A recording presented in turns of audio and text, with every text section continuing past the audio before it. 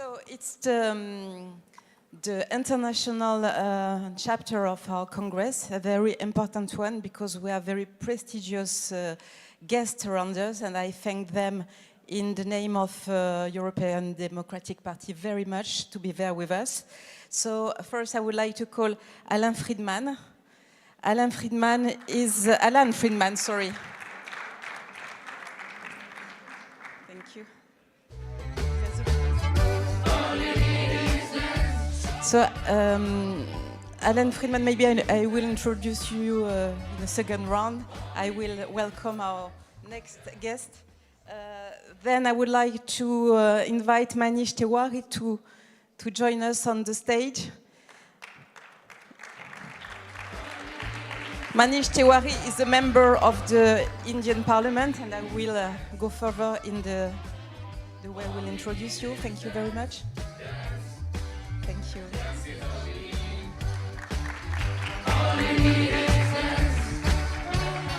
And finally, Yosuke Suzuki, please join us on the stage. Yosuke Suzuki is a Japanese member of the Parliament of the Constitutional Democratic Party. Thank you so much.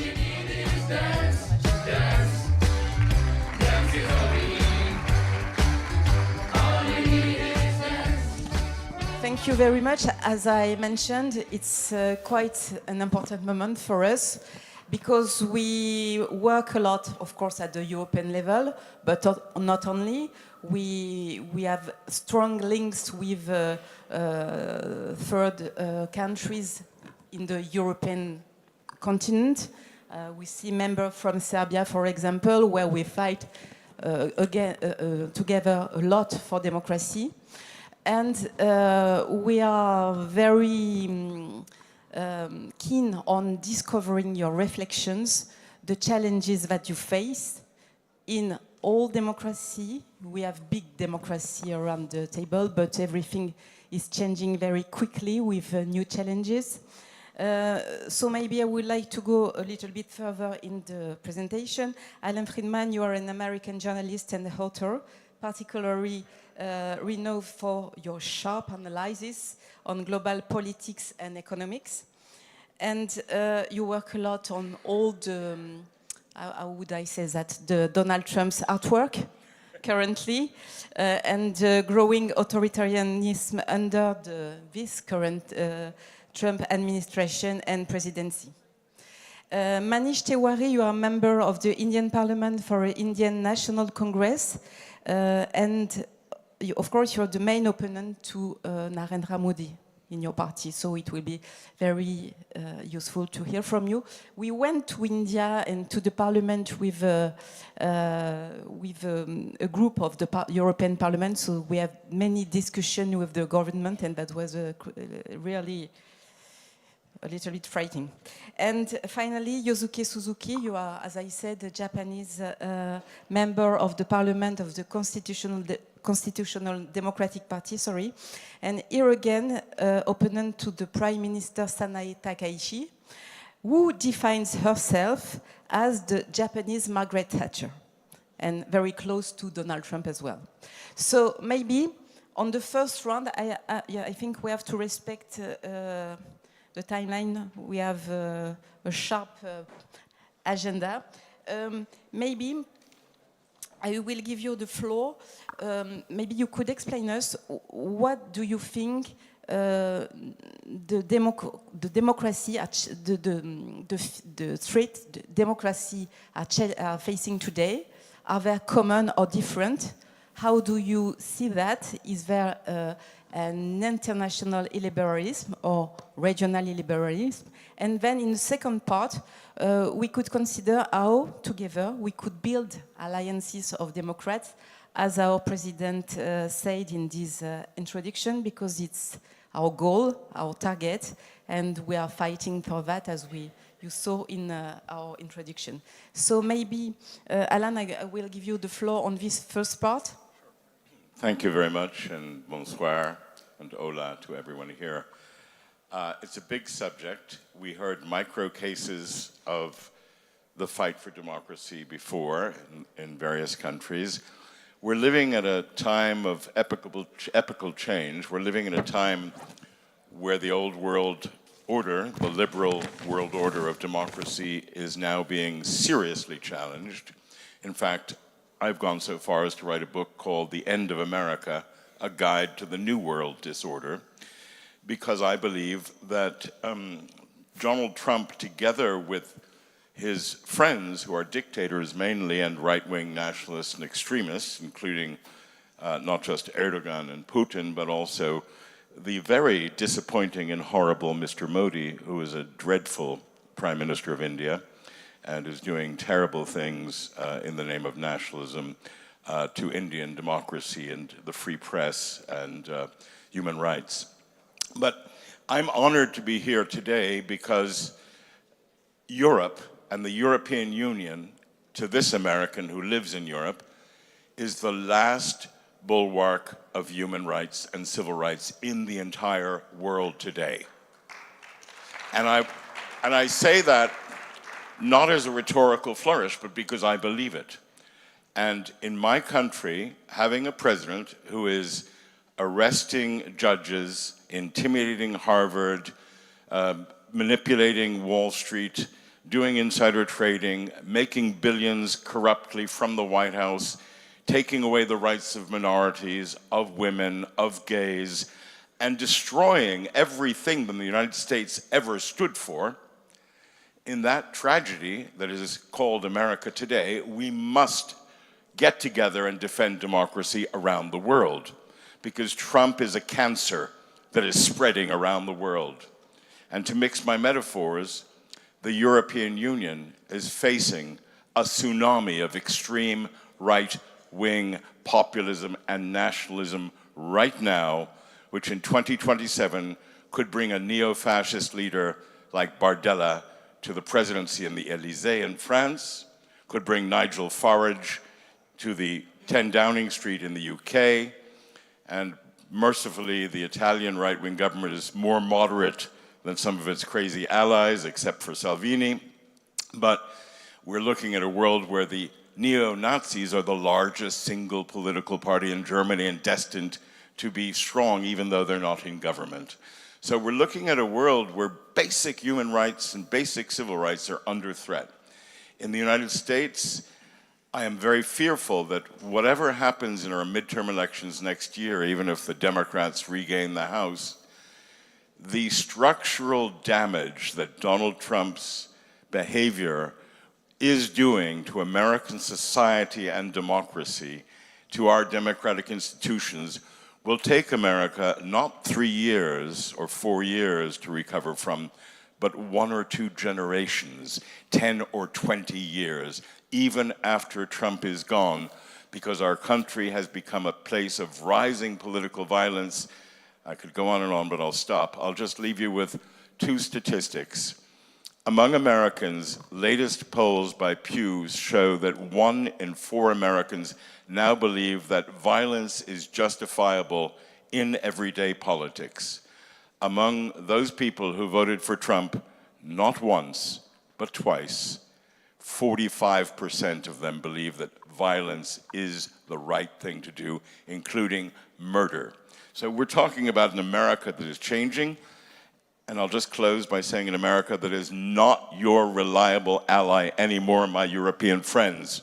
Do not trust, do not count, do not rely on Donald Trump. He is in bed with Vladimir Putin. He is funding and helping pro-Putin European politicians. He is taking money where he can, and he will betray Ukraine and Europe. You must stand up for yourself and forget America, at least for the next 3 years. Thank you.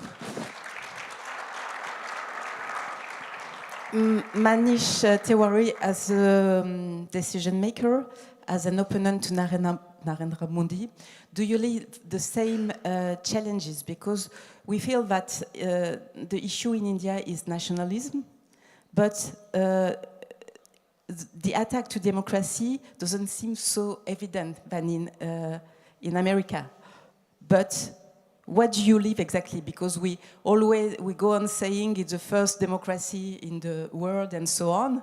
So can you explain us if you face the same challenges if you have the same attack, and if it does take the same form than in EU and in EU, yes, because we have Hungary, for example, don't forget, but in USA. Well, first and foremost, let me thank Mr. Sandragosi, all his colleagues, the organizers for inviting me to this Congress of the European Democratic Party. It's indeed a pleasure being here and listening to people who were narrating their experiences and sharing their ideas before this panel kicked off. As Mr. Gozi instructed me in his email to talk about India, so allow me a few minutes to explain as to what our democratic trajectory has been and what are the challenges that we continue to face as a country. Let me start right at the beginning. So, 2 years after the Second World War ended, India got its independence, but it was an independence which was stained by imperial chicanery. India was divided, a partition which unfortunately unleashed the largest movement or population transfer in recorded history, a story which has not been completely told at this point in time, even at this point in time. And out of that partition were born three things: an Islamic Pakistan and two visions of India. A vision that believed that notwithstanding a religious partition, India should become that umbrella where people, irrespective of caste, creed, color, religion, region, gender, and every other inequality, should be treated as equal citizens of a new republic that was being constituted. And there were others who believed that since we'd had a religious partition, it should go to a logical conclusion, and India should also become a majoritarian theocratic state. The proponents of the first vision actually won the battle in the initial years of India's independence. And 299 of the finest kindred souls sat for 3 years and crafted the founding document of India, the Grundnorm, the Constitution of India, and in which they embodied some of the finest values of that time: justice, equity, freedom of speech and expression, freedom of religion, and that has really held the field for the past 7 decades. The harbingers of the later vision have been in office for the past 11 years. And notwithstanding the fact that Prime Minister Modi is my political opponent, I do not agree with Mr. Friedman's characterization of the Prime Minister of India for the simple reason that he's been elected as the Prime Minister of India by a majority of the people of India for a third time. And if democracy was really dead in India, it wouldn't be the case that the ruling coalition has 292 members of parliament in the lower house, while the opposition coalition has 232 members in the lower house. So therefore, every democracy has its challenges. Every democracy has cycles that it has to contend with. But those challenges do at times come with a degree of disproportionality. But for anyone to characterize that Indian democracy is dead and over and its obituary is being written or has been written, I think is a complete and absolute mischaracterization for the lack of a better word. Yes, there has been the rise of right-wing populism. There are 4 concurrent conflicts playing themselves out. There is the attempt by the Trump administration to try and subvert and undercut the global architecture of trade and commerce. There has not been the too peaceful rise of China ever since Xi Jinping has taken over in 2012 as the president of the Chinese state. And these are trends which must make democrats around the world who believe in certain foundational and core values to really come together, to really coalesce together, and to fight for the protection of those. On this point, because it's quite interesting. Now, Yosuke Suzuki, I would like to ask you the same question. From Japan, what are the main issues on democracy, and what do you leave as an opponent? Okay, so first of all, let me express my sincere gratitude for inviting a Constitutional Democratic Party to this great gathering. I'm very honored to be here. Let me explain what's going on in the Far East, Japan, the politics right now.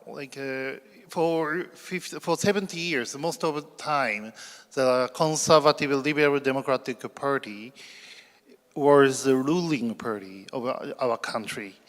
However, the last general election held 2024, it couldn't secure the majority of the seat.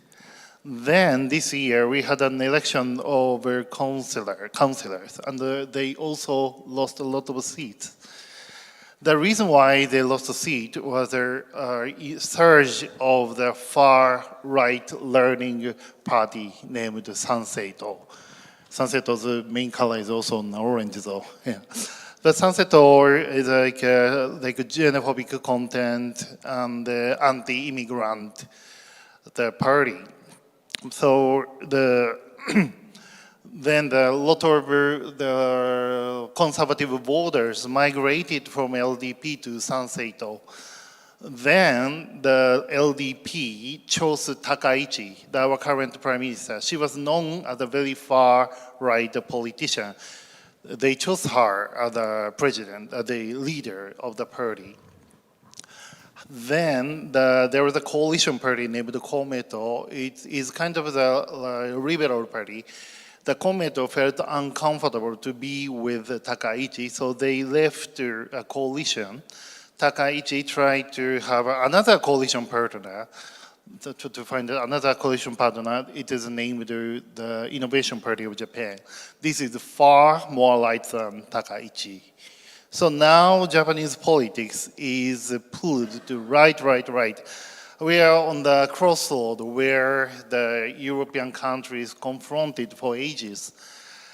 And what we, Constitutional Democratic Party, as a centrist, what we have to do is we need to provide solutions to the people, like how we can keep the inclusive and coherent society for the next generation. So this is a very good opportunity for me too to learn from all of you how the Far East Asia country, Japan, should behave from now in that kind of a political, under that kind of political situation. But today, do you live, because Japan appears comme an old democracy, stable government and so on, but do you live some attacks today? Well, of course, other countries, if we see the mobile phone, there were so many contexts of like a xenophobic and anti-immigrant issues. And when you see the Japanese X, there are so many bad words or something like that. But well, the next general election might be held very soon because Takaichi has a very high approval rate right now. So if in the next general election, if we lose, maybe Japan will have another aspect of the political era. New era is coming, maybe, unfortunately. Maybe we could have a second part on this idea of an international democratic alliance. First, maybe we can have an idea of how Democrats are organized in their own country. And I look at you, Alan, because there are some points in the Democratic Party, in the Democrats in the USA. But in the second time, how could we build together? What can we imagine? Some maybe a platform, a common platform, common ideas, gathering, big events, a global alliance, I don't know. Have you ever think about that? Absolutely, absolutely. The challenge of how we fight back and how the Democrats and the opposition in America and in other countries are in disarray or not well organized is something I would happily devote 2 minutes to if I could just say one other thing. Often when members of parliament from Japan or India or the United States or any other country come together on a public platform, especially outside their country, they're very diplomatic, they're polite, and they're careful and cautious. And that's what you're seeing here tonight. When I worked for the White House and the Pentagon, I was the same. Careful, cautious, never criticize your own country abroad. So let me do it for you. I disagree violently with the statement by this Delhi intellectual who sounds like somebody who is in the BJP party rather than the Congress party of the Gandhis. His defense of Modi is not a good argument. The proof is that whether you ask Vijay Jain of the Times or Prannoy Roy of television or Mukesh Ambani or any of the leaders of Indian industry and politics, they are examples of how a corrupt government run by Modi with a man who makes people disappear as his chief of staff called Amit Shah, a very controversial man linked to the mafia in India, are basically controlling industry, politics, nationalizing everything, and conducting a racist war against Muslims in India, inciting Hindu violence. That's all I want to say about India. Japan, I don't know enough about to comment on, and I respect the fact that you have a very tough new leader who likes Trump and will try to get on and should be a bit more diplomatic with the Chinese, because if she attacks the Chinese too often, she's going to make trouble in Taiwan and invite disaster. Those are just opinions, which we are free to disagree with, of course. In my country, the Democrats, the Republicans in the Congress have remained on their back, supine, afraid to be primaried by Trump. The Democrats have shown very little leadership. As we sit here on this stage in Bilbao, the new mayor of New York, Mr. Mamdani, is going into the White House right about now. He's going to have a meeting in the Oval Office. Trump will insult him. It'll be on the television news tonight, and that will be that. But let me make some serious points. The Democratic Party right now has only one thing going for it: the fact that you can fool some of the people some of the time, but not all of the people all of the time. So there are some Americans, including those who voted for Trump, who are beginning to wake up and understand that his trade wars and his anti-democratic moves are bad for America, bad for the economy, bad for democracy, and generally bad. Yes, we finally saw this wave of protests. We saw the protest in the election. However, remember, everyone, New York is not America. New York City is a left-wing, radical chic. I'm a New Yorker. All right? We're a city of left-wing intellectuals and homosexuals and aggressive artists, and we are not America. America is a different country. Manhattan, you could take on a barge, anchor off the coast of Calais, and it would be fine. Manhattan is not America. So what happens in New York and Mamdani is not about American politics. What happened in Virginia and New Jersey with the election of right-wing, center-right Democrats, former military and CIA agents, people like Abigail Spanberger, you met Abigail Spanberger, people like the Cheryl in New Jersey, This is the future of the Democratic Party, moving to the center, moving right of center, even though it's the Democratic Party, because America today is not going to elect a Mamdani. America, as Michelle Obama said 3 days ago, will not elect a woman. America will not elect a person who is not white. America will not elect a Jew. America will not elect a homosexual. America is currently in a very right-wing, ignorant phase. And it's not just about Americans who are shifting to the right. It's that 90% of American people don't care about politics. They're just getting on with their working lives, and they just want to go to the shopping center on the weekends and engage in the American national sport of buying things at Target, Costco, and Walmart. That's what we Americans are about. We call those ignorant American voters, very politely, low information voters, because they have low information and understanding and sophistication. America's Democratic Party has no leaders. Bernie Sanders is too left-wing. Alessandro Ocasio and Mamdani are too left-wing. Gavin Newsom could emerge as a presidential candidate. He's an opportunist. He's charming. He's got a social conscience, but he's pro-business. But really, our country is not about the next election. It's about the damage done to the fabric of the country that once believed in democracy, and how America has lost its leadership and credibility around the world today. Lost its leadership and credibility and reputation as a country that believed in human rights. Betrayed Europe. What is going on right now with the ignorant Stephen Witkoff, a crony of Trump, whose family is making billions off crypto in Dubai and Abu Dhabi and, of course, Saudi Arabia, with Prince Bonesaw. Prince Bonesaw got a very good reception at the White House. You know who I mean when I say Prince Bonesaw? Principe Sega Osso. How do you say that en français? Mohammed bin Salman. Oui, oui, oui. He was We heard what he said. He was a beautiful democrat. He had a beautiful democrat, moment of a and democratic country with yeah. a wannabe dictator in the White House and a real dictator from Saudi Arabia visiting and doing a lot of money business. Because it's about money But, for Trump. Alan, excuse me, do the American Democrats consider European, Indian, Japanese Democrats to build something together?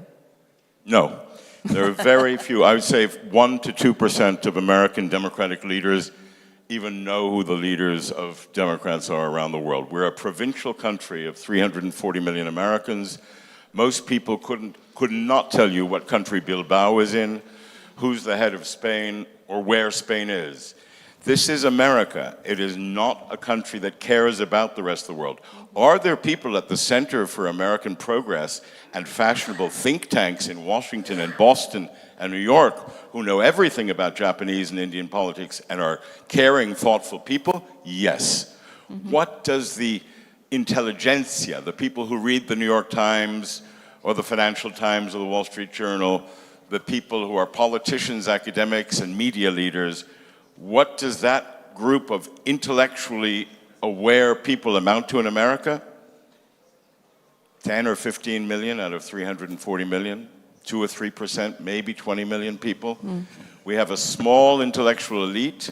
We don't care about the rest of the world. The best way to defend Europe, I repeat, is not to seek help from the American Democrats who are very busy right now trying to survive and reinvent themselves. You have to get together among those European countries that care. And let me say something controversial and then let the others talk. I am in favor of the coalition of the willing in Europe who are Democrats and who will stand up and defend Europe. If that means that England, which is no longer in Europe, but Starmer, who behaves like a European more than a lot of others, decide that France and Germany and Britain, to name the three big ones, and Poland, not so much Spain because of Sanchez, doesn't really care about getting involved in that. Not so much Meloni because she's got her own agenda. Certainly not Orban, certainly not the Serbs, certainly not Geert Wilders, certainly not the many right-wingers who will be winning elections in your European Parliament next time and ousting some of you Democrats. I'm very pessimistic about what's happening, and I would like people at the cocktail afterwards to tell me, Alan, you're too pessimistic. Things are getting better. We Democrats can actually do something. Thank you. Manish Tewari, same question on this question of alliances, because we saw this terrible picture a few weeks and months ago of Xi Jinping with Vladimir Putin and Kim Jong-il. So it was the coalition of the worst, I would say. How could you imagine from your country the sensitivity in your party, particularly, of building this kind of alliance of Democrats? Well, I would like to start with a word of caution. And that word of caution, which I think needs to be underscored, is that the worst mistake which the Democrats can make is demonizing your opponents. Let's not forget the fact that for a very, very long time, in a lot of countries around the world, the Democrats have been in office. And if you have someone of an alternative political disposition in office today in different countries around the world, the objective should be to fight them politically. The objective should be to defeat them politically. In fact, by demonizing them, you really play into their hands. And I'm sorry to disappoint Mr. Friedman, but unfortunately, my constituency is not Delhi. And I have not been elected to parliament for 3 times by 2.2 million people, representing 3 different constituencies, if there would have been all gloom and doom in India.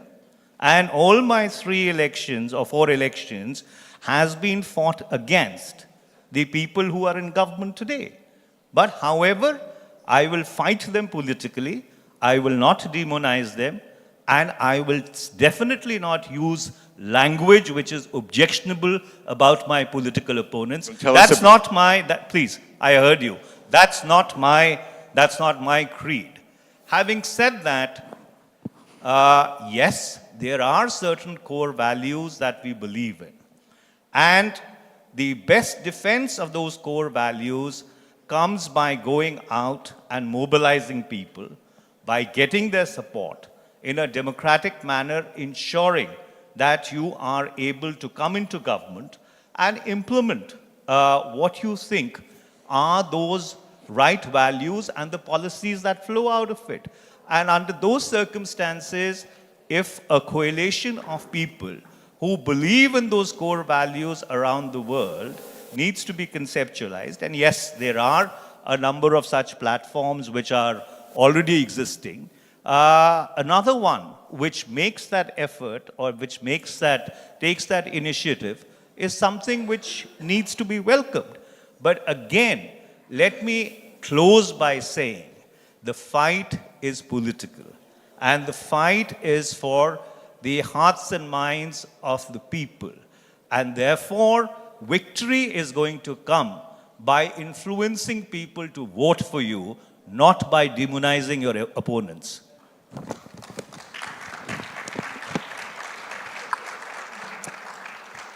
So Yosuke Suzuki, it's kind of same question. Finally, we talk about platform, but we come back to the domestic questions and the democratic fight. But can you see something wider from your country in one kind of alliance, maybe gathering young people as well? Because we didn't talk about this movement all across the world of the new generation asking for something different.